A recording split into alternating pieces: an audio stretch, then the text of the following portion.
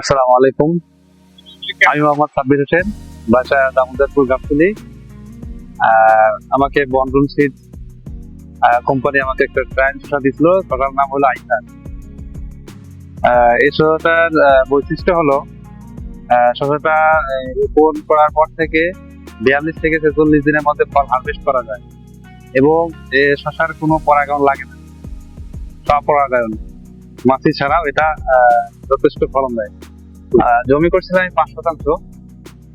5 শতাংশে প্রথম উঠান দিচ্ছি প্রায় 65 থেকে 70 কেজি এবং দ্বিতীয় উঠানে দিচ্ছি আমি প্রায় 10 মনের মতো।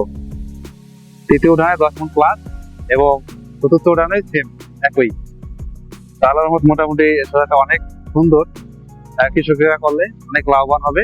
এবং শসার ওয়েট, অন্যান্য শসার যে ওয়েট দেখা যায় শসা অনেক লম্বা হয়, বড় হয়, কিন্তু ওয়েট নেই। কিন্তু এই শসাটা মোটামুটি ওয়েট অনেক সুন্দর। শসাটা মোটামুটি শসার বৈশিষ্ট্য হলো এটা শসা খুব তাড়াতাড়ি বড় হয় এবং এটা যেমন অন্যান্য শসা বেশি দিন রাখলে মোটা হয়, কিন্তু এই শসাটা সহজে মোটা হয় না।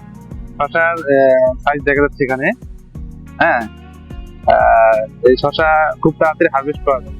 দেখা যায় প্রতি একদিন পর পর আপনার শসা উঠাতে হবে জমি থেকে।